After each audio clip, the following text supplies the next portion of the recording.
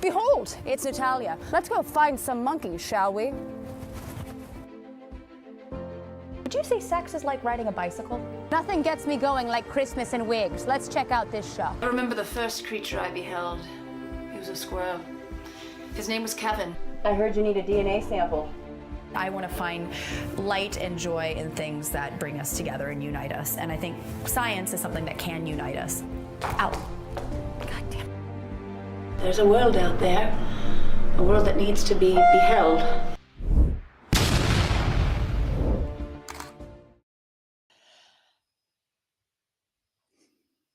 Behold, and welcome back to another episode of Survival of the Filthiest. I'm your host, biological anthropologist, and comedian, Natalia Reagan. And I created this show because what the futz is happening in this country? I mean, folks, we have a war on science, healthcare, DEI, people of color, gays, bays, jetways, veterans, queers, engineers, the vaxxed, paperbacks, teachers, creatures, women, and global health. So what better way to resist than to talk to scientists, comedians, and educators about what kind of good trouble they're creating to make sure that we move forward rather than 5,876 steps back. And here's a quick reminder to please like, subscribe, and ask any questions in the comments below. We'll get to them if we can. And today we're talking about global health and Gaza. And before I go too far, let me please say this. I have condemned and will continue to condemn the brutal massacres and kidnapping of hostages and holding of hostages on October 7th, 2023 in Israel. I condemn the current holding of the Israeli hostages by Hamas, and I will encourage them to be released. Always. I've also condemned I will also have condemned and will continue to condemn the rising anti-Semitism we're seeing here in the US and beyond. And I hope others continue to do the same. Today, though, we are going to be talking about the current state of emergency in Gaza. Over 50,000 Palestinians have been killed by Israeli forces so far, with nearly a third of the dead under the age of 18. A 2-month ceasefire in January meant a moment of calm, but since that ended in March, over 700 Palestinians have been killed. My dear friend, ER doctor, global health expert, Dr. Ayesha Khan, had an opportunity to go to Gaza as a UN humanitarian aid worker last November. Now, I remember receiving a text from her alerting all her friends that she was going to Gaza. And honestly, folks, my heart leapt into my throat. I adore this woman. I was nervous for her, but I wanted to show my support. I knew that she would make a much needed positive impact as an ER physician, and as a humanitarian, she would carry and share what she witnessed when she returned home. Ayesha is a wonderful storyteller, and this story needs to be told. What Ayesha saw was heartbreaking. I was on a secured text thread with her while she was away, and we were devastated by all the heartbreaking images she was sharing, much of which is not covered because Gaza is often too dangerous for journalists, and they're specifically targeted by the IDF, which is terrifying and also a brilliant tactic to hide atrocities so they can continue to dehumanize and exterminate Palestinians. Here, I'm going to go through some slides, by the way, of some images she shared. Forgive me, folks. This is a work in progress. Hold on one second. So here is Ayesha arriving here in Gaza, and you can just see the devastation and sort of this eerie tableau where she's there and you see a toddler just walking in the background with its parent, or perhaps an extended family member in the background, because a lot of parents have been killed. Here's some more devastation here in Gaza. And here are, people still finding joy amongst the devastation, and finding joy where you can in nature. She was not too far from the coast, and here are some children finding a chance to play. Here she is walking on the beach, and I remember her even saying that she hopes to come back one day and run on the beach and enjoy it without fear of, being attacked. And here are, again, some children finding some joy in the simple things in life. I love this image because a lot of the population of Gaza are quite young. But here are two old fellas just sitting on the beach. And it just feels like you're on Brighton Beach in New York, and here they are in Gaza finding a moment of serenity. And then she sent me these beautiful pictures of children. And I love this series of photos because you see the little girls, a little shy at first, almost looking to get approval to be silly, and then being silly. And here are some other kids playing in the rubble. Again, finding joy when there's just devastation. And I mean, these pictures of these could be anybody's children, right? This child, I swear to God, it makes me smile, but it also breaks my heart because here he is. I mean, like he could be a GQ model, this kid, and still finding some sort of joy amongst, the shambles of his country. And kids again finding joy in refugee camps. And here is my beautiful friend Ayesha Khan treating patients. And some of these images will get a little rough. So a little trigger warning. There is some blood in a couple. I didn't include all the photos, but some of them. But here we have, kids being treated, bullets being removed from civilians, more children being treated, head wounds, kids, healing up thanks to Dr. Ayesha. Kids being shown the joys of an iPhone, something that they don't necessarily get a lot of access to in Gaza. And this is a very devastating image. Again, trigger warning for those that don't want to see blood, but it's the devastation of children in Gaza is real. So Aisha also wrote a wonderful article for the New Yorker entitled "The Girl Who Gave Me Hope for Gaza." And this article came out one day before the ceasefire ended. I remember she sent it to a group of us and we were like, oh my God, we're so proud of you. And it tells the story of this young girl named Sela. There she is. I don't know. I hope the video will play, but she tells the story of Sela, a girl that she helped save. And this little girl, she still keeps in contact with. And if the video doesn't play, maybe we can figure out a way to make it play during the rest of the show. But let me see. This That's might fine. not play. But I will say this. She does say, Dr. Ayesha, I love you. I don't think it's going to play, but we'll figure that out. Anyways, I'm thrilled to have my friend on the show. So more about Dr. Ayesha. I just have to sing her praises. And I've never said her middle name, so I hope I say it correctly. Dr. Ayesha Sahila? Saleha. Oh my God. It's so beautiful. Saleha Khan, a board-certified emergency medicine physician, public health practitioner, and associate professor of emergency medicine at Stanford University. She has worked to build health systems capacity in 13 regions around the world, including Haiti, Cambodia, Mongolia, Zimbabwe, India, Lesotho, Myanmar, Rohingya, I hope I said that right. Refugee camps, yeah. Refugee camps, and Gaza. Dr. Khan lived and worked in, I hope I say this right too, Al-Aqsa? Alexa, yeah, you got it. Alexa, hospital in central Gaza from November 26th to December 28th, 2024. So please, people of the internet, help me welcome my beloved friend, my hero, and my global health expert friend, Dr. Ayesha Khan. Welcome. Thank you. Thank you. Thanks so much for having me on your show. This is such an honor.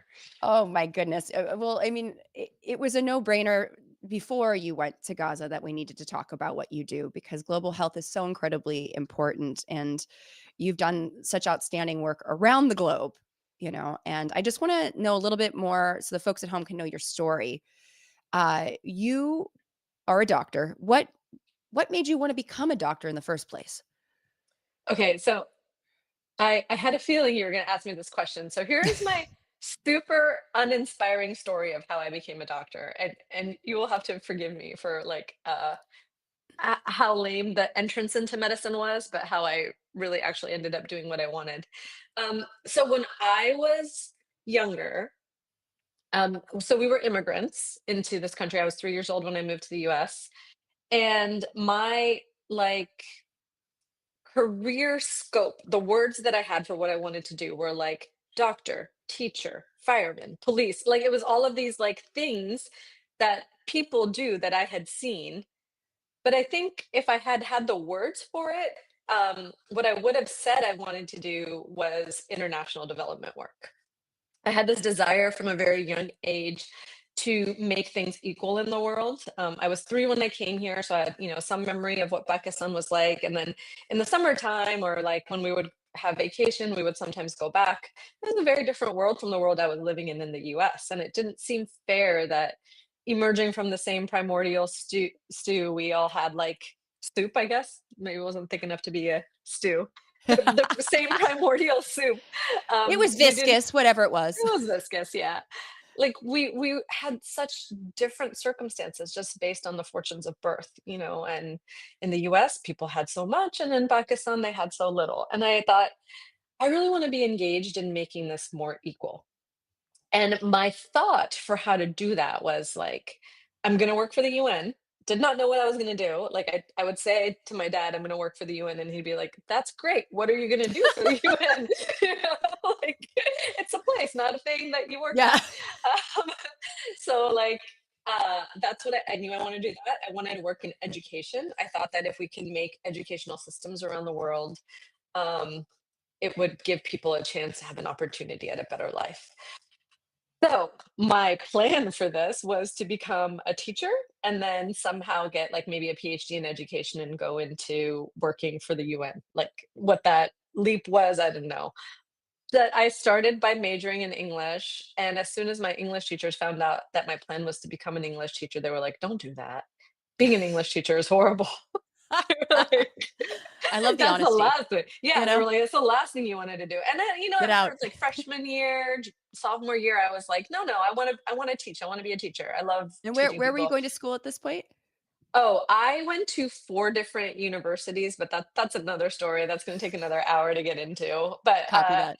yeah, University of San Diego, and then I was at University of British Columbia. And in both places, across the 2 borders of the Canada and the US, everyone said, "Don't be an English teacher."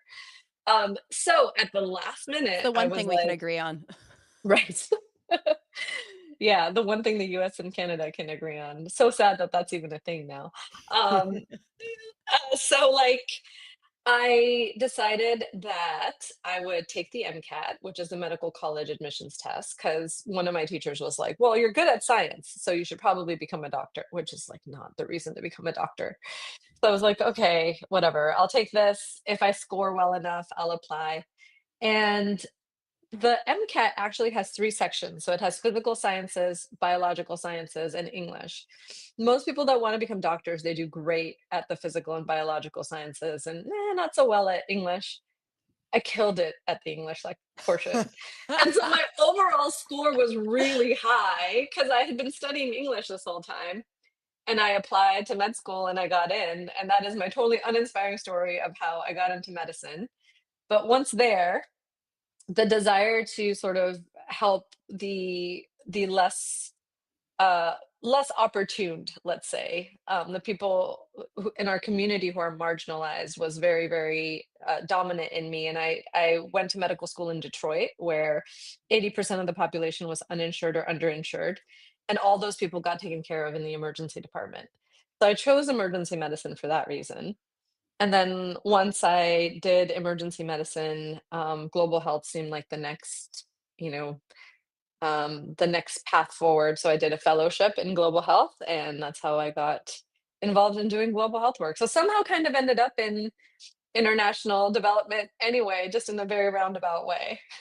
Oh, I love that though. I mean, that's like I feel like that's the best kind of way we end up somewhere is just this Yeah, haphazard path. It's not linear. It's all over the place. It looks like a yeah. brambly bush than a straight line. It's like that game Plinko on The Price is Right, where like, Yeah. and like every single time I got nudged somewhere else, but then I ended up right where I was supposed to be. And funny Right? enough, like in because of Gaza, I got to work with the UN. That was like, my first time, of course, going with the UN. And then when I came back, I did the like sort of circuit talking to all the UN agencies, went to New York, got to talk to the Secretary General, which was like such an honor. And I was at the UN building and I was like such a fangirl. I was like a fangirl with every sign that said UN. And I was like, wait, take a picture of me in front of this, take a picture of me in front of this. And my friends were like, you're such a nerd. Like, chill out. All it does is say UN. And I'm like, I know the UN.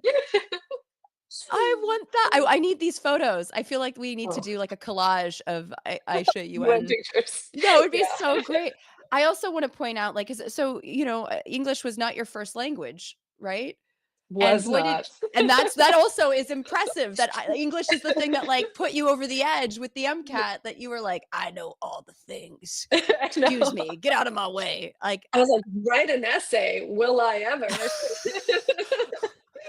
yeah, right, Yeah. exactly. Hold my Yeah. Kool-Aid. I'm coming right at you. Oh my gosh. Exactly. Yeah. That's it makes me so happy that it's wild how you have these dreams as a kid and then, the path that you go on doesn't make any sense, but somehow you still ended up in the UN, in the building, doing the work that No. you set out to do. It's bonkers to me. Thank God you're not an English teacher. I mean, I don't know, Oh my that could be the god. next Yeah. career, right? Like, maybe. Maybe. I don't know. I feel like, yeah, being an English teacher in the US education system is indeed a very difficult thing. I think my teachers nailed it with that. So I feel like global health English teacher at this point in time are almost on par with each other for that's true. difficulty. That's true. They're both under But attack, that's for sure. exactly, and so I wanna talk to you about your opportunity to go to Gaza. So how Mhm. from what I know, this is something you wanted to do. You went after this opportunity, and how did this come about? Okay, so I have this thing where if things aren't fair, I'm like, "Hey, that's not fair. We gotta fix that." And the first thing that struck me about the situation in Gaza is, of course, this horrible thing happened. October 7th happened. It was awful. Um, and like people sometimes say, like, well, why don't you go help Israel or why? And I am not opposed to helping anybody who is disproportionately affected by anything, but the truth of the matter is there's excellent medical care in Israel. There's very little need for doctors to go volunteer in Israel. And quite honestly, like the acute need after October 7th was minimal, and they were able to handle it. Gaza had actually a very good healthcare system, but once it started to be systematically dismantled by the bombing and targeting of hospitals, they were very much in need of outside help. And I knew that it was really difficult to go. I kind of signed up with some, agencies that I thought might get me there, but it is very difficult to go. Between signing up and actually going was one entire year. Wow. And yeah, Wow. and actually like a couple of interviews in which I was turned down.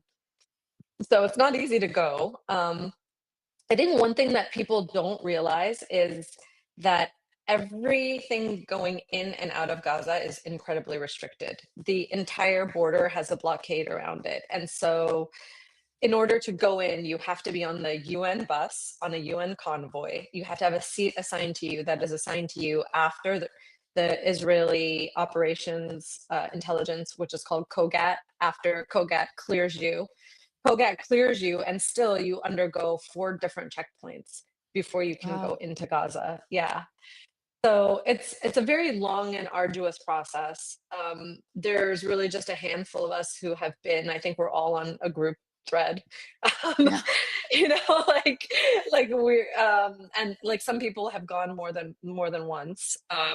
But the other thing of it is when you go, you have to go for 1 month, and it's really hard in the US to get a month off, or to get your work to cooperate with you going for 1 month. And so all of those things had to align before I was able to go. Yeah, and I Yeah. remember you wanted to go. I remember hearing that you wanted to go when you, I think, first applied, and that it took that much time. And what was also devastating is that the opportunity was still there a year later. Yeah. And that's Yeah. also what is so hard to, I think, wrap our heads around. Is it's been 18 months of Mhm. Gaza in crisis. So I want to know, when you arrived. I mean, I was fortunate to receive photos and updates. But what was it like when you arrived? I know that you said you had to go through these checkpoints, but Mhm. like the hospital, what was the hospital like? How were the doctors living? Okay, so Gaza is a about 25-mile strip of land. So it's like long and skinny, the same way California is. And northern Gaza, that's like that's like the LA or San Francisco of Gaza. It's called Gaza City. Yeah, no, Yeah, the people who are from there, they're like, we have to live in central Gaza now because like they've Gaza been. City is destroyed. Like there's a little bit of a like air of like we hate the South. And it's like it's very cute because it's like yeah, like I mean the things that people are still concerned about, Yeah, like they're just like very human concerns, but there's sort absolutely. of a Yeah, there's sort of a like, if you're from Gaza City, it's like being from New York City. Like, why would you go live in like, I don't know, Shreveport, Louisiana, if you are from New York City? But if you're Yeah. forced to, you have to do it. So, It's like so a when Schitt's Creek situation, exactly, no, that's right? exactly it. So when I went into Gaza, first of all, you're driving through Israel. You fly into Jordan, and you drive through all of Israel, which is, USA light. It's like highways, stores, everything very much like the US. And then all of a sudden you get to what they call the security wall, which is this like very large wall that has it's like blockaded off Gaza from the rest of the world, basically. And you have to go through these barricades in and out, weaving in and out, because it's not like very easy. And there's an Israeli military convoy with you, so in front of you and after you. And then once you weave through, then the bus stops, and then everybody unloads, and you get into these UN jeeps. So the bus splits up, and about two or three of you get into these UN jeeps. And in your UN jeep, there is one UN guard, and there's like two or three of you, and everyone kind of like radios, and then you like depart together. So it's this convoy. And you enter into Gaza, and it's just like devastation. Like, I thought what you see on the news, where it's like there's a building collapsed, was created in a way that the camera is like focusing on the collapsed building. But actually, all of Gaza is like that. Wow. Like, you can see from, Khan Yunis, which is like kind of the first city you enter, you can see straight through to the ocean, which is like 30 miles Wow. away, because all the buildings have been wiped out. And you go on this road, and much of it is really empty because everything's been destroyed. There's no people living there. And you get to, like, we finally got to our hospital, which there's a gate and you go into the hospital, but surrounding the hospital are these quote refugee camps, but they're not officially set up refugee camps. So one of the things that, as I mentioned, was that everything going into and out of Gaza is extremely restricted.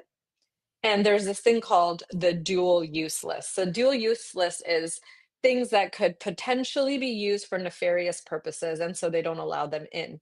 One of the things on this list is tents, because the tent pole that holds the tent up could be used to like stab someone or hurt someone in some way. Oh my So God. people don't have tents that they're living in. All they have is like a piece of tarp that they've gathered, and they try to take like wood and like make, it's kind of like, it's like an extreme game of pillow fort, except instead Yes. of pillows you have tarps. And like everyone is just trying to construct some sort of a shelter. And so the 2 million people that used to mostly be in Gaza City have all been scrunched down into this 5 mile by 5 mile area. So 2 million people living in 30 miles squared. And in the center of that is this hospital called Aqsa Hospital, one of 3 hospitals that are still standing and operational, out of the 36 that used to be in the strip. The rest of them have all been bombed and destroyed. And when I say like bombed and destroyed, I mean the hospital has been hit, forces have gone in and like shot up dialysis machines, shot up the labs, shot up any like usable supply. So it's not even pretending to like accidentally have hit the hospital. The hospitals are destroyed.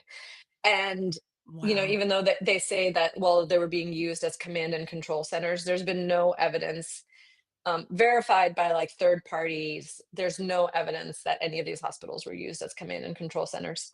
Certainly the hospital that I was in, it had one desktop computer from the 1990s. It was a Dell.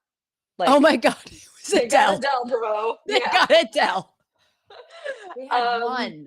yeah. Well, I don't know if you remember this, but Dell, like, they used to have these commercials like, I got a Dell, bro. Yeah. Oh, And it I was remember like a them. big deal. Yeah, it Yeah. was like a big deal because Dell used to come with like a lifetime warranty. Like, thank God they had a Dell, because like Thank it was God. still functioning. Right? And Not like a very Commodore. slowly. Oh my gosh, one time I saw, so one of the things about the society in Gaza is that they're very much trying to keep their society together. So if a child's parents are killed, that child immediately gets absorbed into the family.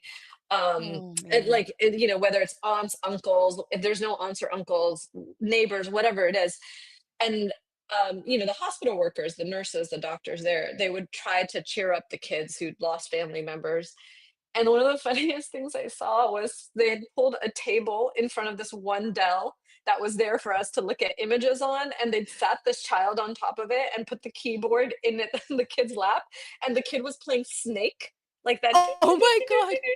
On like I don't know how they loaded that game on there, but like Snake, which is like you used to play on the like little Nokias, with Yes. just a little, yeah. And the kid was like fascinated. He was like, "Whoa, this is like so crazy." But it was just a very sweet thing, and I did think to myself, like, it's funny to think a command and control center could be like, orchestrated from this one Dell computer, and like there was no weapons in the hospital. There was nobody who could, possibly be mistaken for anyone doing anything nefarious. There were patients, lots and lots of patients, and there was this incredible workforce of doctors and nurses who were displaced themselves. Most of them were from Gaza City. From the north. Yes, they're very, very clear. We're not from Central Gaza. Like, Oh my gosh. now they were living in Central Gaza in these like makeshift tents, and they would come to the hospital every day and work, no pay. They were just volunteers. They would Wow. work, they would take care of the wounded, and they would go home and like sleep on the cold mud floor with these like, tarps kind of trying to cover them. Most of them with like families of their own, babies of their own. Like, I don't know about you, but well, you probably love your job because your job is great. But and yeah, don't tell the people at my work this, but I don't know that I would go into work if I wasn't getting paid. Like, Yeah. like, I mean, it might be different if there was, a global pandemic or like a war or something. Then I guess, yeah, we do go into work, but like to go in every day and not get any pay, just be there because it was the right thing to do, just keep your society functioning because it was the right thing to do. That was one of the things I think. Oh, and the other thing, the people who clean the hospital, it was a crew Oh of my men God. in their 20s. There was not a drop of blood that fell on the floor, not one speck of vomit, that they wouldn't all be there with their mops, like cleaning it up, sprinkling their disinfectant, cleaning up. And it was like this. I always had a clean floor to walk on, which is not the case here for sure. Like it takes a little while to like, I've been to get. ERs recently. It's not like that. It's not like that. It's not like that. And it's not, I mean, it's just like their work ethic. They were like, this is our job in this society. It's all hands on deck. We're the only ones who are going to make our Oh society my function God. because there's no police, there's no security, there's no government. Everything has been destroyed. They're coming in and making their society work the way it's supposed to because it's the right thing to do. And like that, the other thing I didn't realize about Gaza, I'm sorry, there's all these things that No, I I want. want to hear them all. Yeah. Gaza, 99.9% of the people are extremely educated Wow. Okay. because Gaza is a place with no options. Like there's no chance of you really being able to easily make something out of your life even before the war. And so every Gazan mama, there's like an archetype that I didn't know about, but the archetype is every Gazan mama like standing above her kid with a slipper in her hand, but being like, you better get 100% on this test. And like, It's yeah, the like the Gaza kid. tiger mom. Exactly. And Wow. they're super, super educated. So there was not anybody who I had a conversation with who was anything less than like somebody in graduate school here. Like that's the level of education I felt I was talking to all the time. Oh It my was God. really, yeah.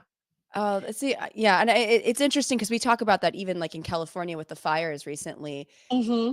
People aren't relying. Of course, FEMA is going to be helpful, but Yeah. people are relying on each other. People are stepping up for each other. And I really do feel as an anthropologist, we talk about, humans are selfish. We all are about competition. And it's like, no, the core, I feel like, tenet of, and value of humans is cooperation, because otherwise we would not have cities. We would not Yeah. have civilization, or even, even small groups without some sort of cooperation. And this sounds like the ultimate example. I Yeah. know that some of the doctors, you've told me some funny stories about how they've made light of what's been going on, because, Yeah. laughter, I feel like, is not only the best medicine in so many ways, but it's the only way that you can make sense of horrible tragedies like that. So if you want to share Yeah. any stories, there's one Yeah. that, Yeah.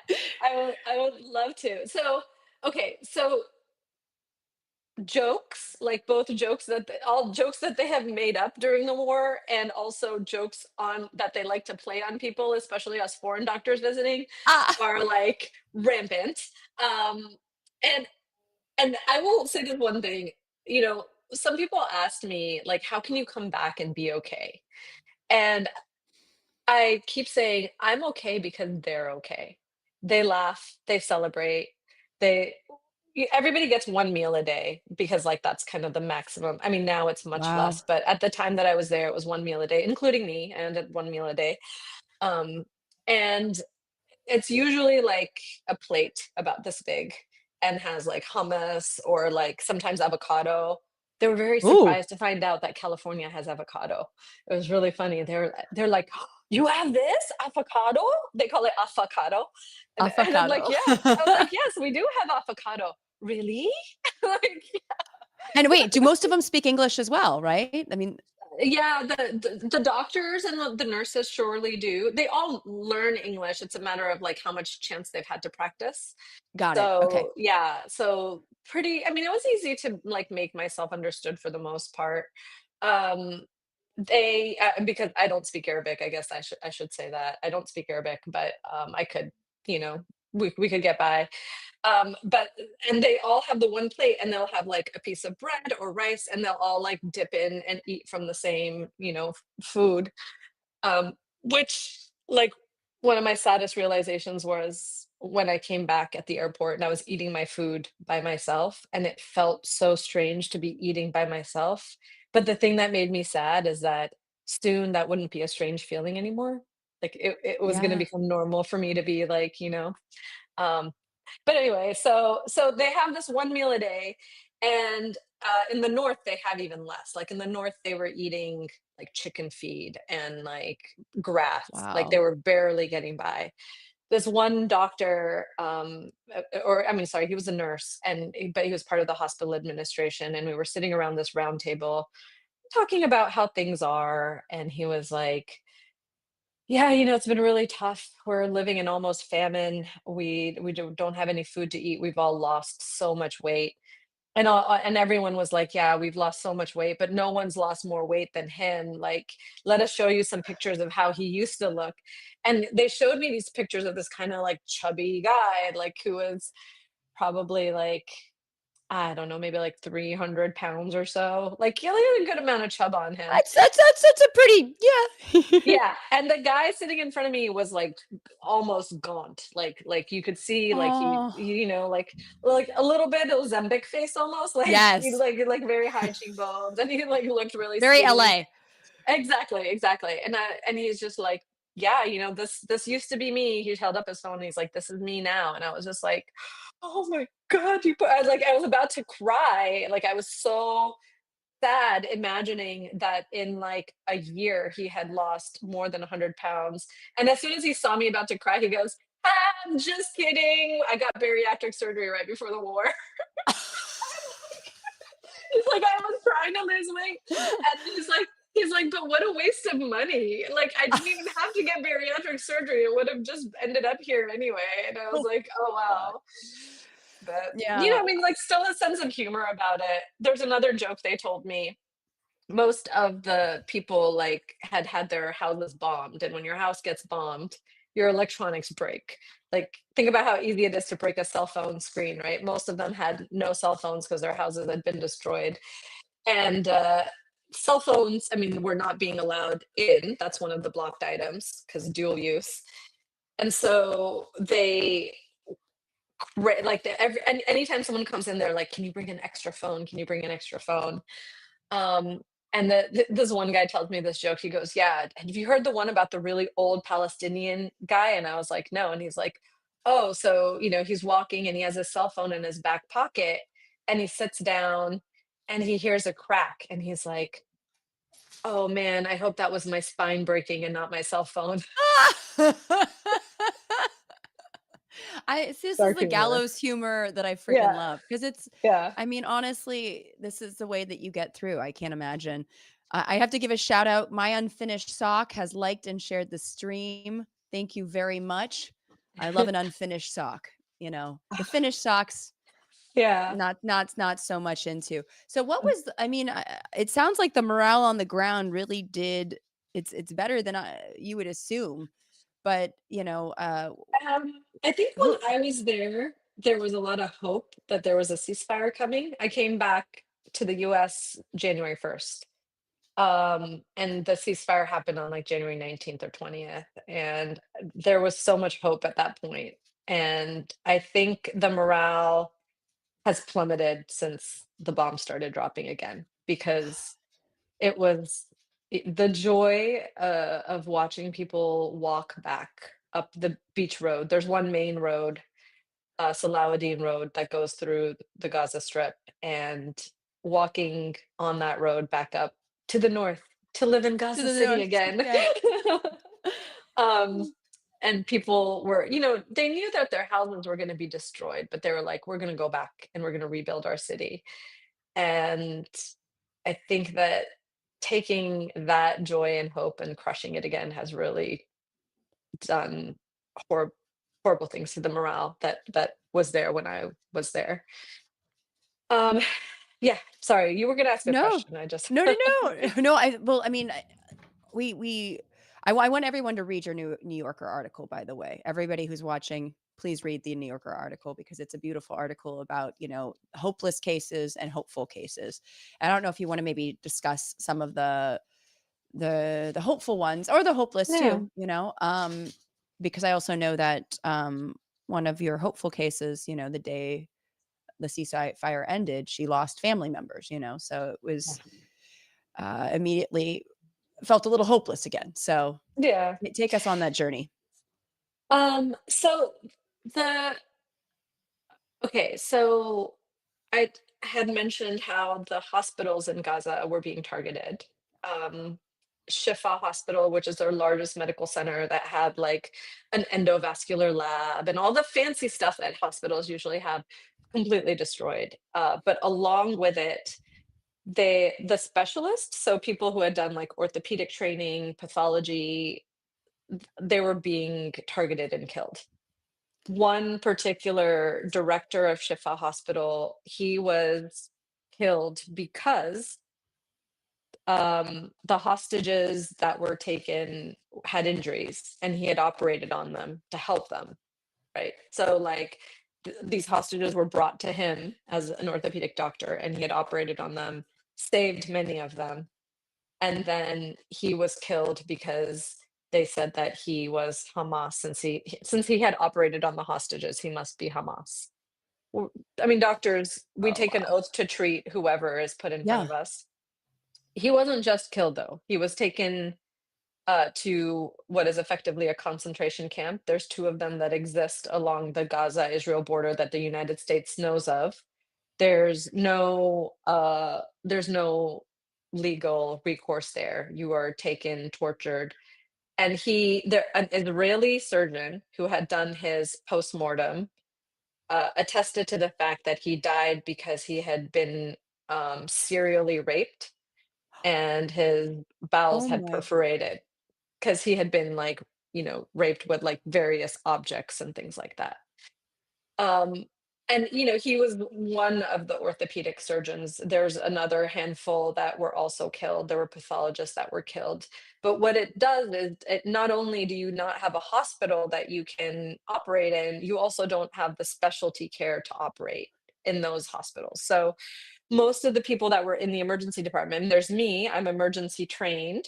and there was a few other emergency trained doctors, but most of them were general practitioners. So essentially, like, if you're a medical student, you graduate, you do a year of internship, and then you're like, okay, work in the ER. And that's not what emergency medicine is. Emergency medicine is a specialty that requires the training, and the training is so that you know what the life-saving intervention is that needs to be done, and so that you can predict what the like, you can quickly triage, like, there's 20 people here, these are the people I can work on that I can really help, these are the people that no matter what I do, they're gone, and these are the people that can wait a little while, and so you make these categories in your head, and you, like, get to work. And one of the things that these, I call them kids because, like, to me they were kids, but you know, these doctors who were quite young, one of the beliefs that they had was that if there's brain matter coming out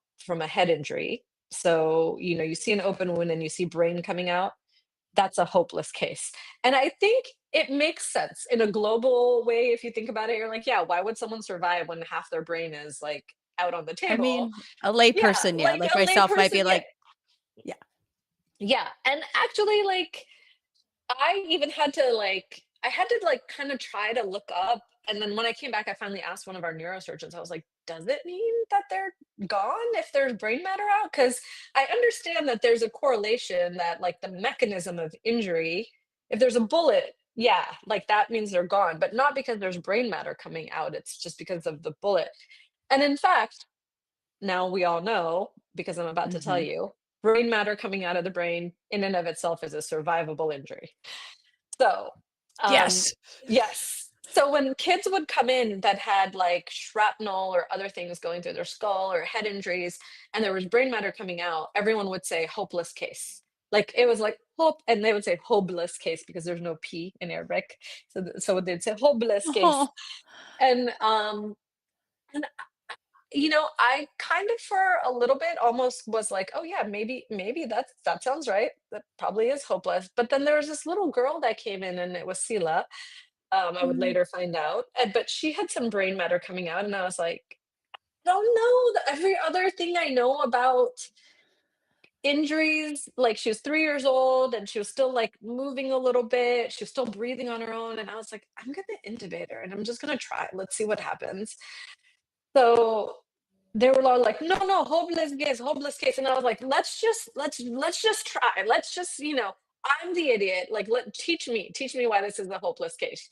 So, like, you know, we intubated her with a breathing tube in to take over her breathing. We sedated her, managed to get a CT scan, which you have to go to another hospital for to get because the Wow. CT scanner, yeah, the CT scanner in Aqsa Hospital is broken, and the missing part is not allowed to be like brought in because of the blockade. Oh So my we god. got Sela to another hospital, but the neurosurgeon is at our hospital. So we got the CT, then she was brought back. Then I had to go and find the neurosurgeon because there's no pagers, there's no cell phones, there's like no overhead system. So I'm like walking around the hospital looking for the guy, and then I like finally get him, and I'm like, "Hey, can you come look at this girl?" They had literally sent a piece of paper, like a little scrap piece of paper with this writing on it that was the CT scan read. And essentially, the read amounted to hopeless case. Like, Oh. because like the CT scan read was, it was like long, but it was just little on this written scrap because there's no paper. Paper is also not allowed in because of the blockade. So people What? have to like tear up paper. Yeah, this is how they do it. So they're tearing up all the old paper they had, and he'd like the radiologist had written it down, and but I looked at the images, which was no easy feat because remember, there's one Dell computer, and the images like load at a rate of like, I don't know, 2 megabytes per second, which or like something that's very slow. But I like uploaded the picture and I looked at it and I was like, I don't think this is a hopeless case. Like called the neurosurgeon and I was like, can you look at this CT? And he was just like, okay, we'll take her to the OR. So like they took her to the OR. They like removed a piece of her skull. They washed out the part, you know, that was affected, put it back together. There's no disinfectants because of the blockade. There's no surgical tools for pediatrics because of the blockade. There's very few antibiotics because of the blockade. There's no Oh. ability to culture the wound because of the blockade. But despite all this, Sela got operated on, and the next day she was like moving, maybe her hand. She wasn't really talking. Some of those pictures that you had shown were her when she was not doing well. Um, she got infected. She got antibiotics. She got she had like a phobia of needles. So Oh, there was actually like a child psychiatrist who like brought her these syringes to play with so she would have, some idea of like what they do and like learn about them. So but eventually she got better and she managed to walk out of the hospital shortly before I left. And oh, I still get like messages from her. And it's funny because in the messages, she's extremely annoyed that she has to make this message. You know, like I imagine having a 4-year-old in front of like a yeah. phone and being like, say it, say Oh. it. And she's like, I love you, Dr. Aisha. Thank you, Dr. Aisha. I like one day I'm waiting for her to go like, fuck you, Dr. Aisha. Like, Aisha. and I want to go play. Oh, So, but like, yeah, it's always like her trying to say the thing that she knows she's supposed to say so she can go do what she wants to do. yeah. Um, which is She's like such a usually kid. she's such a kid. Yeah. Such a kid. And really that's the thing that gives me hope is that like here's a girl who in last June, her house was bombed. Her parents and her one brother were killed. Her aunt took her in, and then her aunt's house was bombed. Her aunt was sleeping in the same bed as her. Was her aunt was instantly killed. Sela was brought to the hospital. That's the injury that she was brought to me with. She wakes up and there's a completely different aunt taking care of her. And she has one brother left. So the one brother was there and this other aunt. And she like all she knows is that she's got like the worst headache of her life. She doesn't know what's going on because she's only like 4 years old. She goes home um you know now like her life is that she gets to play with her cousins. There's people that are missing in her life and every once in a while she has to make these videos where she says I love you, Dr. Aisha. Aisha. You know, Oh. this is her life now. Oh. But then the ceasefire, I wrote that the piece in the New Yorker about her and then messaged the day of the ceasefire being violated and her uncle was killed that day by a bomb Wow. dropping on their house, yeah. So, he has lost a lot, and despite that, she's playing she likes to make eggs. Eggs are like a not very common in the marketplace, so she likes to Aw. cook she, like, cooks pretend eggs and feeds them to her imaginary family, so, Oh my yeah. God. Oh, I love that. Hold So on one second. We have a yeah. comment real quick by My Unfinished Journey. Hail Nero, hail Natalia, and Dr. Khan, and down with genocide. Which we'll get to that in a minute because Yeah. it's such a Loaded word. complicated, it's a loaded word, but also like, it's a little sad when the term causes more discomfort than the actual action of genocide. I want to, yeah, maybe this is the good time to pivot, and because there's a lot of things, hold on, that I Yeah. wanted, that there's so much, I feel like I so much I want to talk to you about. And Yeah. I actually want to share a quote because Aisha wrote a wonderful, little piece that she hasn't published yet, but I hope you do soon, Mhm. about this idea of talking about Gaza and why it is complicated. And sharing your story, a lot of people have lost jobs, have lost, in the film industry, lost agents, lost projects by just saying, Mhm. hey, ceasefire, good. Yeah. And you and I've talked about how two things can be true at the same time. We can condemn the acts of Hamas, but also condemn Mhm. the acts of the Israeli government. But you wrote, I just got back from Gaza and I can't tell you how it was because whatever words I use, they are the wrong ones.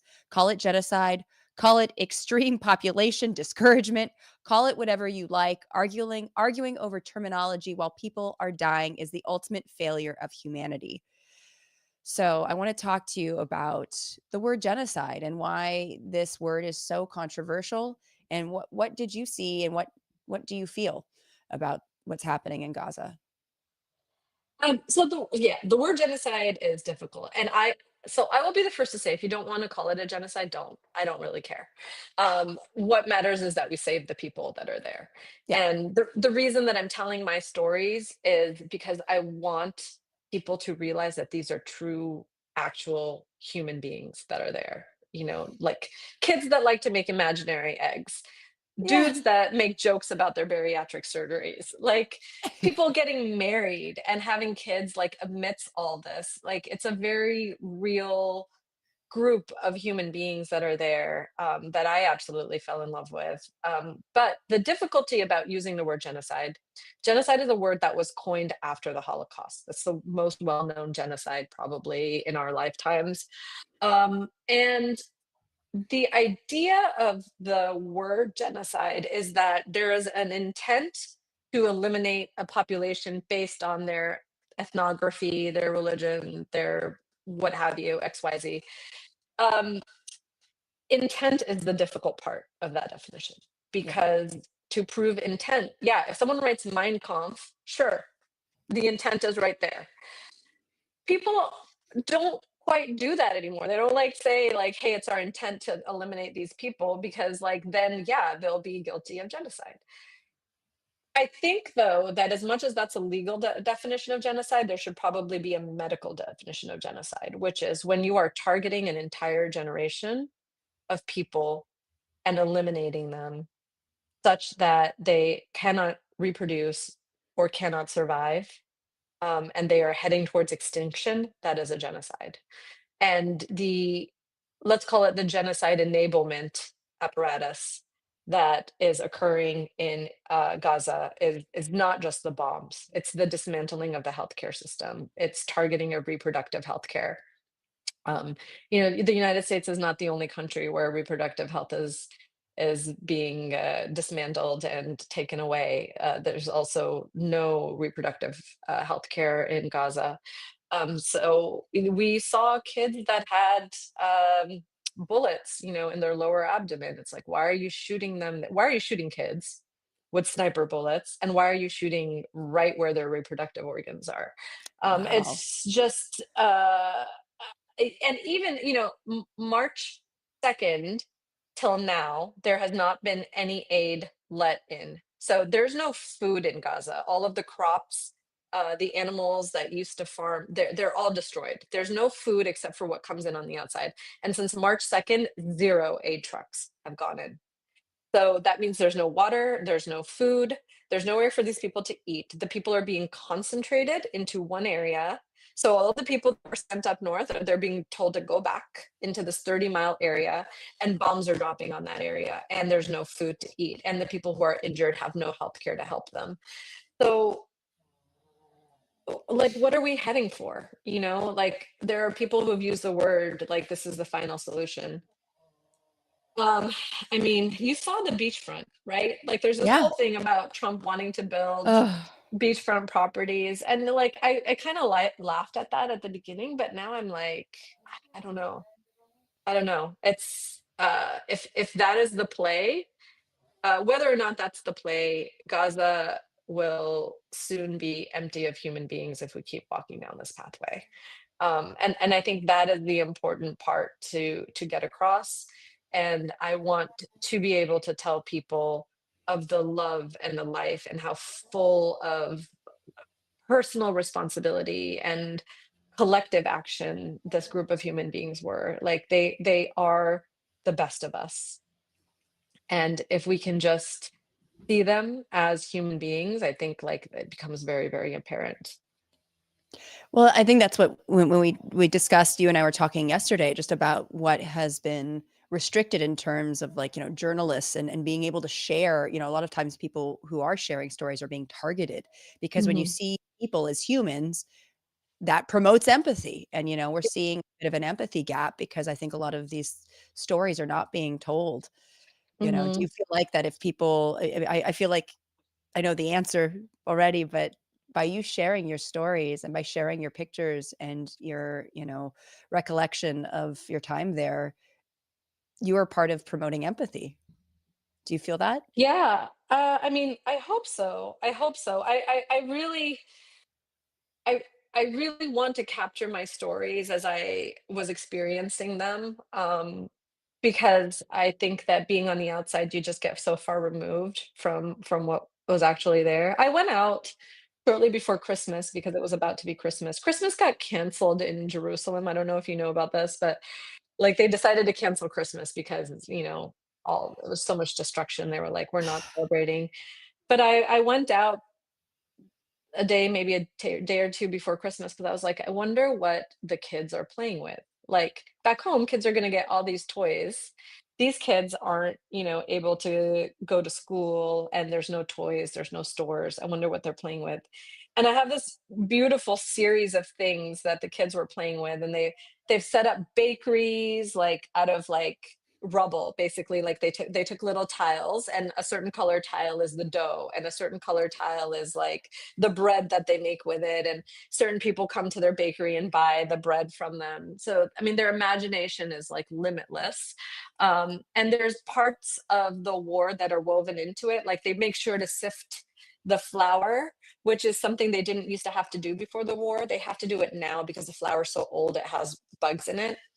So Oh they've God. incorporated all of these Yeah. practices, and I just thought to myself, like, they're doing all of these things they used to do before the war, like pretending to bake bread, and they've incorporated parts of what has happened to them, but that's not the whole story.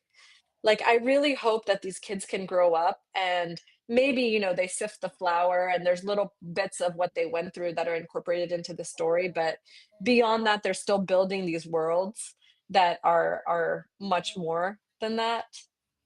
There's a question here. Are there any plans to educate the youth in these areas to plant the seed of peace for the future?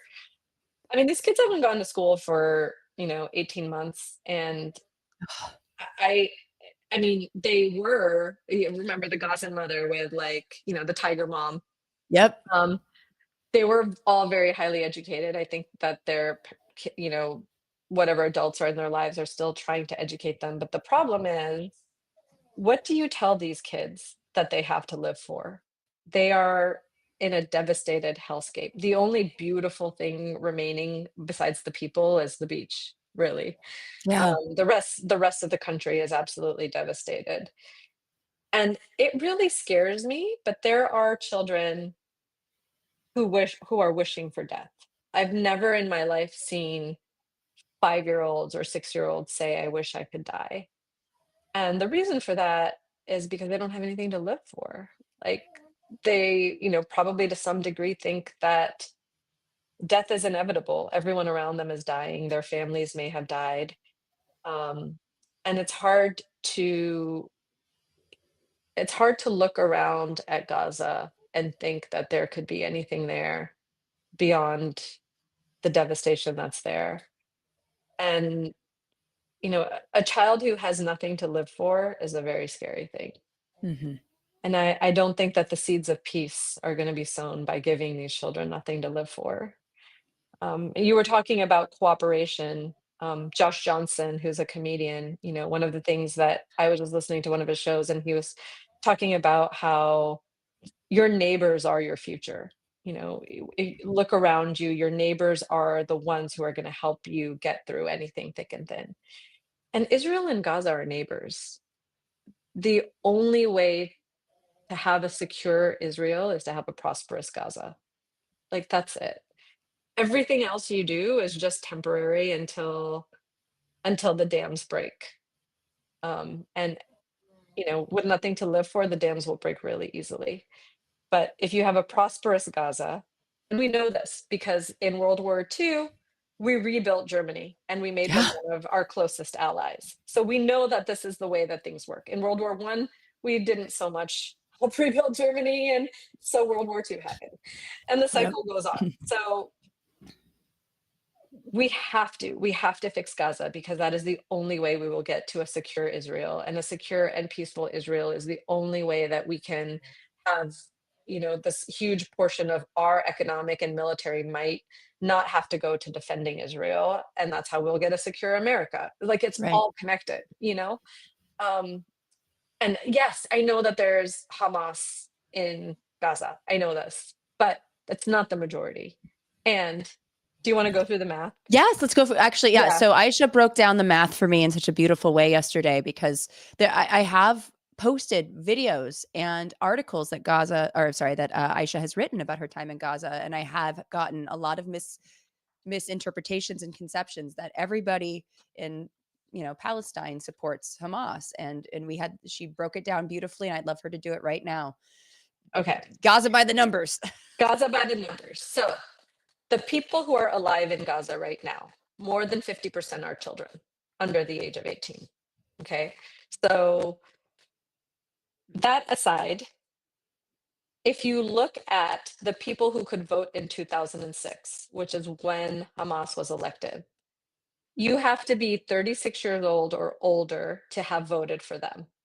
That is only 40% of the population at maximum. So, of that 40% of the population, not everybody voted for Hamas because um, Hamas actually won 44% to 41% against the other party, which is called Fatah. So I know we know close elections here in the US, right? Like not everybody voted for Trump. Only about half the country did, or a little bit more than half. So that's, that gives you about 20% of people that may have voted for Hamas. Of that 20%, there are only 6% left alive. That's it. The rest have all been killed. So 6% of the entire population that is in Gaza right now voted for Hamas. Maybe. Wow. Probably even less than that. Yeah. Yeah. That means 94% of the people you are bombing did not want this government in place or did not have a chance to say that they wanted this government in place. And even if they did, like even the person who voted for Trump, should they be held accountable for every foreign policy decision Trump makes? Probably not. A lot of people are No. regretful already. And I will tell you, I just used to like to do like my own kind of Gallup survey of like, what are the people in Gaza thinking? Mhm. So, my one of my favorite questions was like, so do you support Hamas? What do you think of what happened on October 7th? Yeah. No one. And by and large, they'll say like, maybe before October 7th happened, some people supported Hamas, but like since October 7th and this war, nobody supports them. And we just like we want to give back the hostages and we just want our lives back. And I think Hamas too, like it seems like they're trying to give back the hostages, but there's just like all these conditions. I don't know. I don't want to defend Hamas in any way, shape, or form, but visiting this kind of wrath on 94% of the people is just absolutely ridiculous, who had nothing to do with Hamas. And nobody really wants to own Hamas and what they did. Yeah. Um, And I will say this, because like I remember when you told me this yesterday, that you asked people, you were very honest, like, hey, what are your thoughts? And given, and I think you're okay with me mentioning that. I mean, you're from Pakistan, you're a mhm, Muslim, you are a safe person for them to possibly confide in. Someone mhm. that looks like me, probably not, right? And they still have empathy. They still were, told you what they thought, which is they do not support Hamas. And that was the thing that I think has been the hardest for me to Yeah. talk to people about, is hearing from folks that are staunch believers that all Palestinians support Hamas, that children who have been targeted, somehow it's okay because their parents support Hamas, and that is just not the case. Yeah, yeah. And actually like even, I I do think it's important also, like, on the religion point. You saw the list of countries that I've gone to help. They're not all Muslim countries. They're actually mostly not Muslim countries. I don't Mhm. really think of, um I just think of people as people, and, every person deserves to have a chance at life. But what did surprise me is that there was nobody in Gaza who talked about religion as being any of the reason for any of this. Like, I actually had people say Mm. to me, like, we know that there are Jews all across the world who are good people and who would be appalled at what's happening here. We know that like Judaism is not the reason this is happening. This is Israel, and we don't have anything against Jewish people. but like Israeli people who are bombing us and killing us and taking our land, like that's the problem. And even like the nuance of like not all Israeli people are like that was something that, existed. So I think that like I think the like guilt by association argument doesn't really hold unless you completely turn a blind eye to like what and who people are. And Yeah. I know like I certainly don't want the guilt by association argument for me. Like I would help anybody who was put in front of me. Um, just Right. remind me. There was like this one kid who came into the ER and he was just like this really mischievous, like 11 or 12-year-old, you know? You could tell like he had this like twinkle in his eye and I could Yeah. tell he was waiting to talk to me because he knew I was a foreigner and he had like 5 words of English that he knew. So he like came up to me and he's like, "You love Trump?" Ah! I was like, "No." No. And he's like, "You love Sinwar?" Sinwar was like the Hamas head who's been killed. Oh, wow. And he was like, "You love Sinwar?" And I was like, "What is wrong with you, kid? Shut the fuck up. No, I don't." No. And he's like, "Oh, you love Trump?" Oh my He God. knew, like he knew that he was like Yeah. just He like was getting it poking. exactly, Yeah. exactly. He And was he just poking you. and the more I would be like, "No," he'd just like burst out laughing, and then he'd be like, "You love Sinwar?" I mean, No that's the kid. thing it's crazy. I mean, when you think about what's going on there and they still find moments to just razz their Yeah, UN humanitarian aid worker. I yeah. just love it. They're just like, "I'm gonna get her. I'm gonna get her." So, I I don't I have a feeling well, we talked about this before about who you mostly treated while you were in Gaza. I mean, who were most of your patients? Most of my patients were kids between the ages of 5 and 7. And just population demographic wise, if you drop a bomb and more than 50% of your population is under 18, you're more likely to hit a kid. Um, but also, uh, the bombing was happening in the humanitarian areas, the humanitarian zones, which are supposed to be safe. And the way that it was justified was like they would send text messages to people who have phones, but like not everyone has phones, or drop leaflets that say like we're gonna bomb here and you've got a couple of hours to evacuate. Yeah, They would drop leaflets? yeah, yeah, They would like, "What? This like yeah, like a marketing campaign, you know?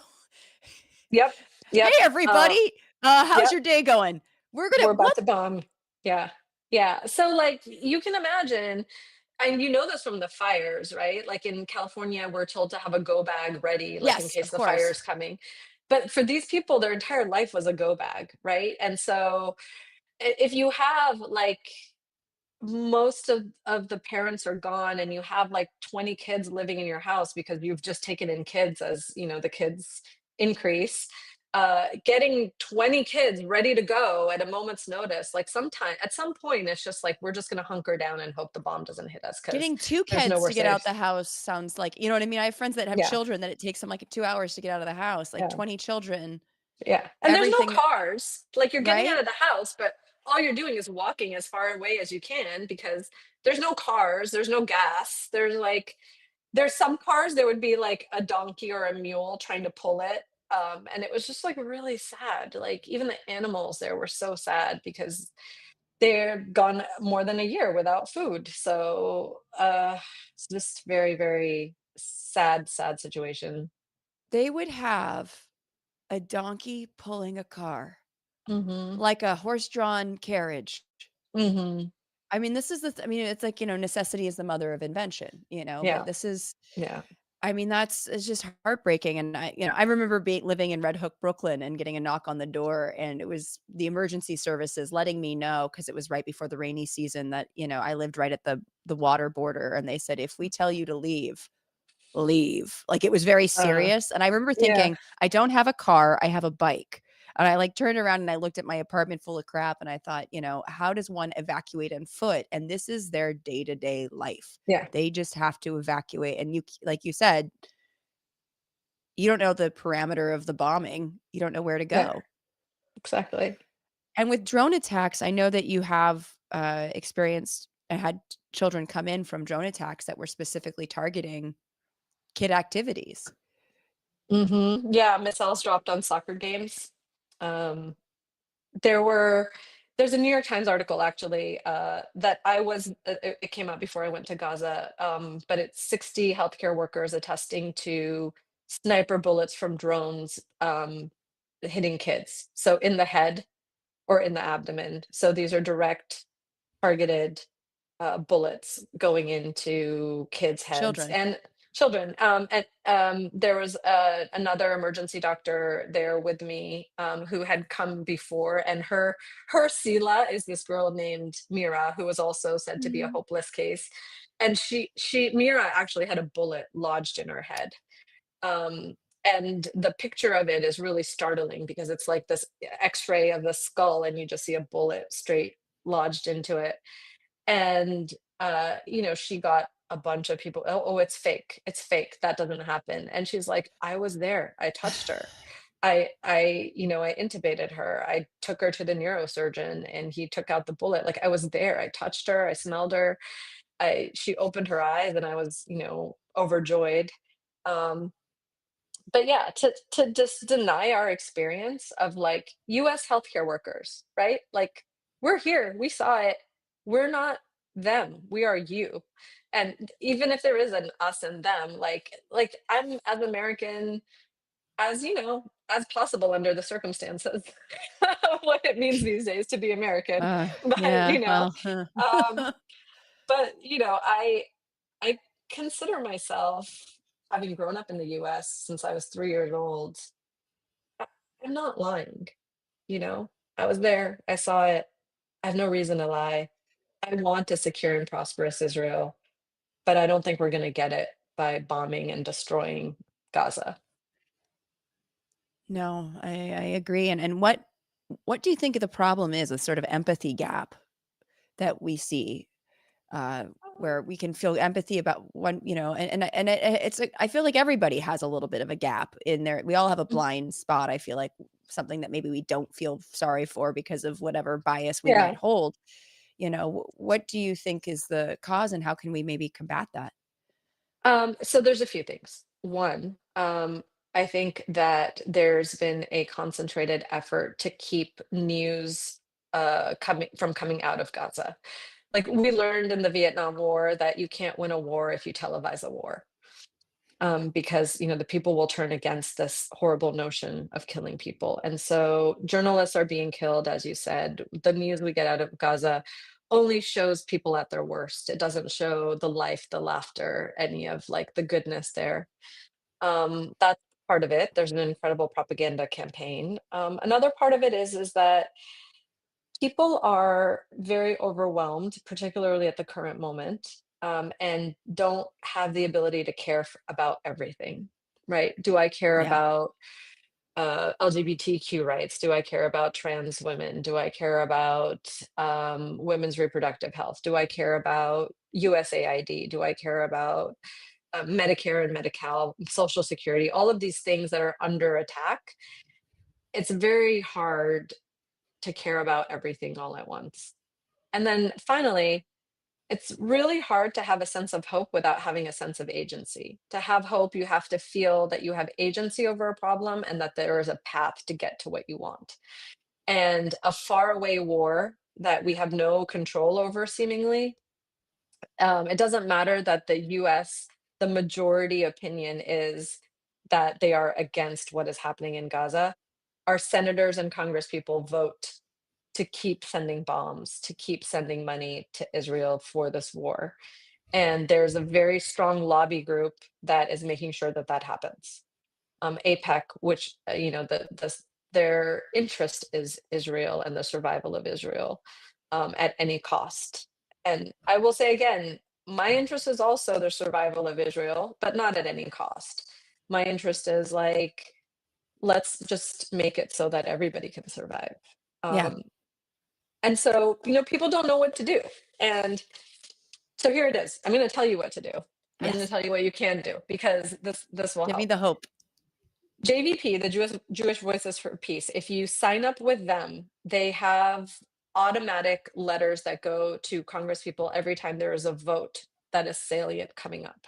So you literally fill in who you are, and where you live, and it'll like California, Aisha.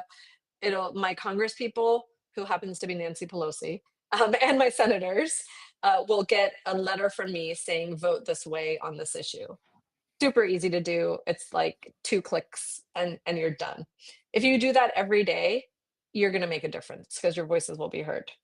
Number two, there's very little humanitarian aid going in, and there's very little human beings that are allowed in. So doctors were being allowed in, and now 50 to 80% of doctors are being denied from going in. So there's a concentrated effort to keep Gaza out of the news, and to keep the reality of it out.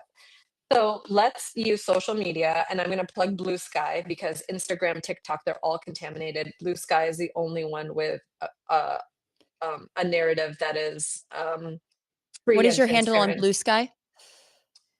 It's a great question. I think it's Akhan X, AKHANX. I will I'll double make check sure right with now. that. Yeah, Yeah. I'll put it. I want to Um, make sure that people see it. yeah. My first and only post on Blue Sky is my New Yorker article, and I was like, well, it's kind of hard to top that, so I haven't posted anything else. But I have gotten off of Instagram and Facebook because evil empire. Here, I'm gonna Yep. put it in the chat. So yeah, I think that creating the news ourselves and creating an awareness of what is going on is vitally important. And you can even just do that by like participating. This Saturday there was protests across the US, not only for Gaza, but also like all of the other nonsense. And so I think like, being a part of those. And then lastly, if you want to give money, like don't necessarily give money to organizations because it's not getting in. There are groups like the Borgen Project is a really good one, Oregon. BORGEN, the Okay. Borgen Project, that goes and advocates for these issues on the Hill. So Oh, that great. way, yeah.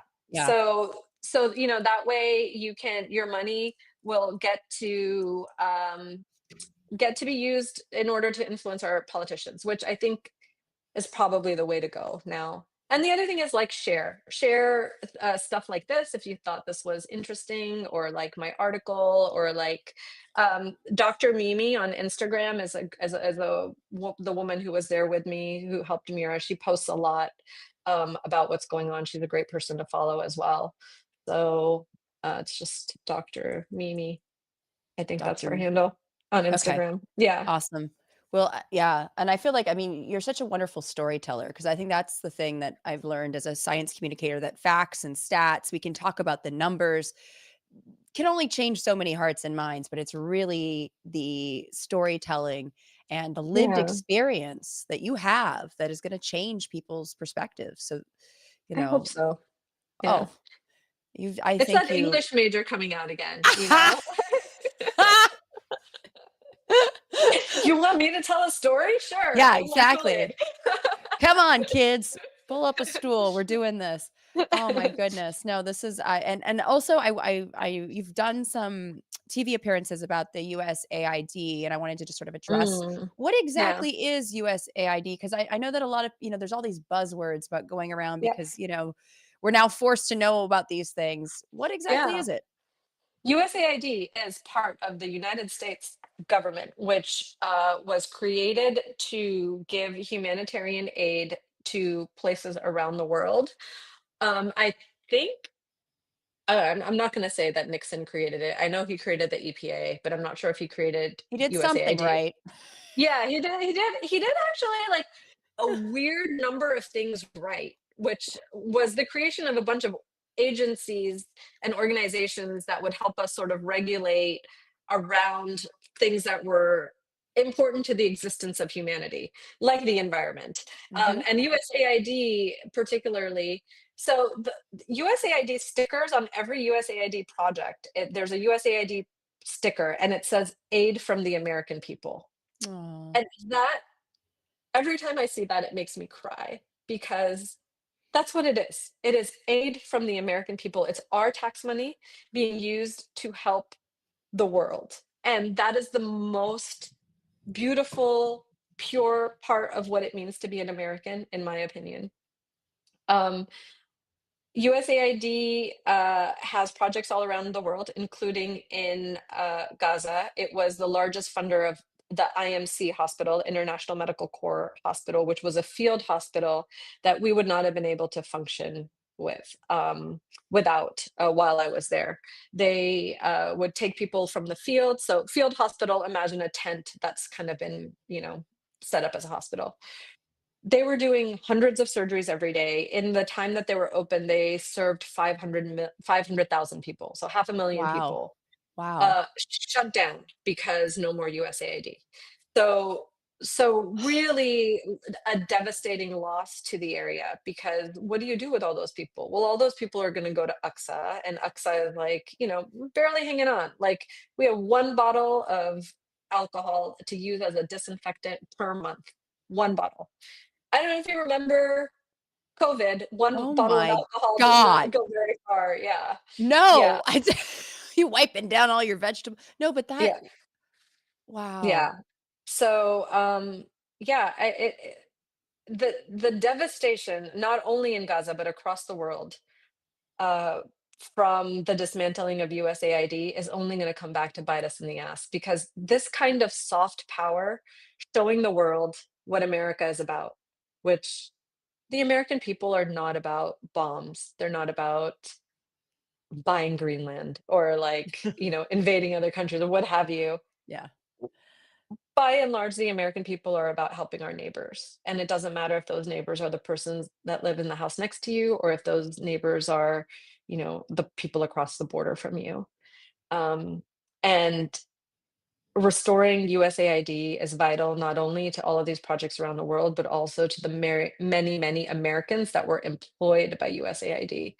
It's one of these government agencies that has been dismantled really at the expense of the US people. And demanding for it back is like the least we can do. And that's another, like, put that on the list. So that's the fourth thing. Yes. Support advocacy groups, give to advocacy groups, ask for USAID to be put back into place and write to your congresspeople and senators because your voice is the most powerful thing you have. It really is. And I feel like, Yeah. like you said, I mean, I feel like Americans, I remember when, W was in office, and I was traveling internationally and it was embarrassing to Yeah. say I was an American. And now I feel like it's almost scary, to say that you're an American because Yeah. of the, uh, you know, um, just the aggressiveness of trying to make changes that, are said to be beneficial for the American people, but they're hurting and people will die because of these decisions, Mhm. and not that we need to have USAID out there to protect us, but it's just like you said, the soft power of knowing that Americans do love our neighbors, do want to see people, kids have a It is what chance protects and develop. us. It Yeah. it is what protects us. For like I think we are deluding ourselves if we think that people are scared of us and that's why they're friendly. No, people like the US. Even if No. our politicians not so much, people like what the US was created after, the shining light on the hill, you know? Yeah. USAID, by the way, Kennedy, not Nixon, but still. Okay.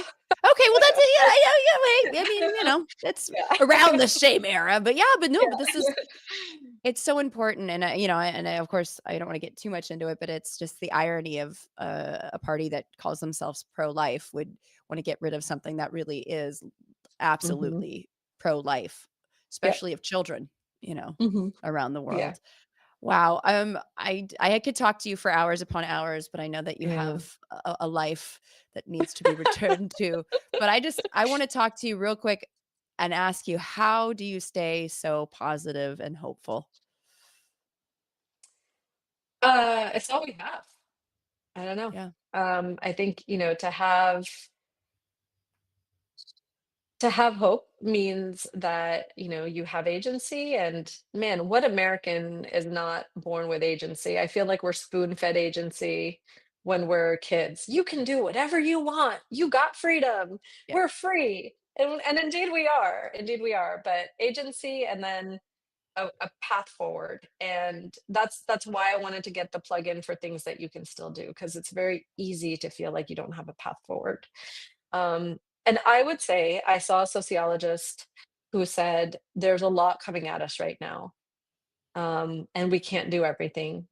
Choose three things that you can do something about and start working towards them, and you will also maintain hope and optimism.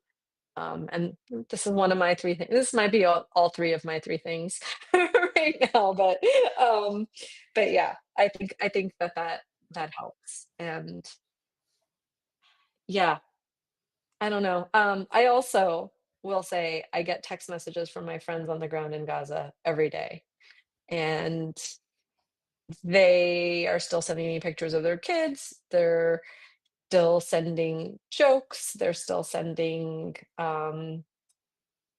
just like little snippets of their life, their food, their celebrations, their whatever's going on. Um, and rejoicing in that, finding joy where you can, which is the way that the Gazan people are functioning. That's very important. Oh, and the little Sela messages. Oh, I love you, Dr. I just Aisha. La, la, la, la, la.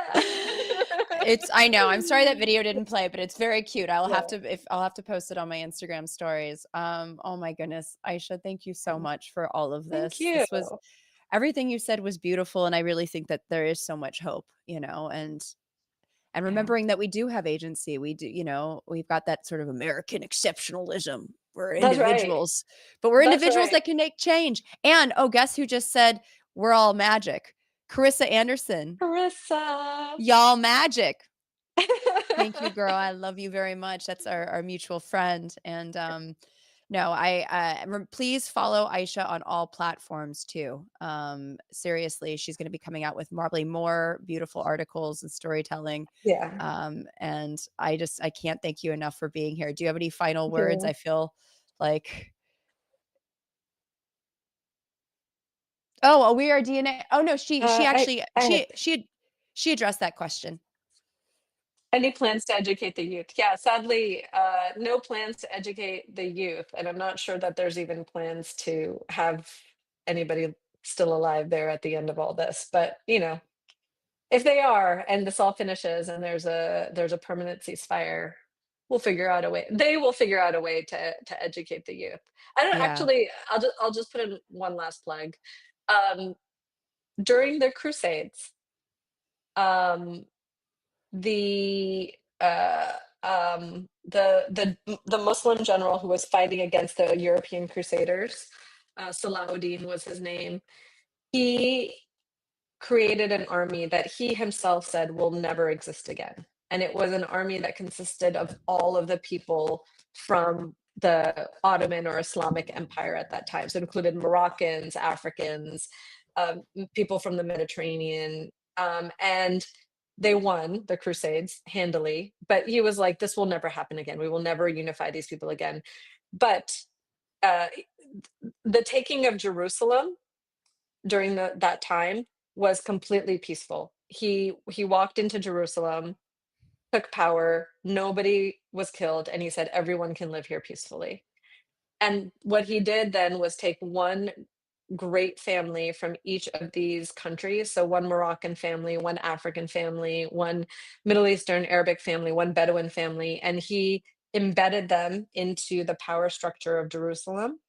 And then he appointed from all of them an organization that would go out and create schools and educate people. And those are the people that became the Palestinians. And those Palestinians that went out to educate the people gained a lot of fame. So in Kuwait, even like after the first Gulf War, the Palestinians were the ones who were asked to come and rebuild the education system. So I would say, although there's no plan yet to rebuild the education system for the Palestinians are the ones who would do it anyway. So hopefully they will figure that out and it will happen as soon as there is enough peace for there to be education. Oh my goodness. Well, if they need an English teacher. Yeah. No, no, no. No, that's a wonderful answer. We are DNA. Thank you for the question. I know that Aisha saw it earlier and kind of addressed it, but we didn't give a shout out to you. But thank you. We Yeah. are DNA. And that's a great history lesson too. I did not know that. Yeah. That's a really, it's a beautiful way of making sure that everybody that has, sort of an investment in the infrastructure feels Mhm. like they're heard and seen. And I feel like that's what really kind of helps build the community, Yeah. and that's what you saw in Gaza. So, Dr. Ayesha Khan, dear friend, hero, global health expert, ER physician, UN humanitarian aid worker. Thank you so much for being here. Oh my Thank goodness. you, Natalia. Let's do this again. We're gonna have a Oh, and do you want to go back? That was one last question. Would you like to go back? I would love to go back. I have promised my partner that I will not go back until after there is a ceasefire.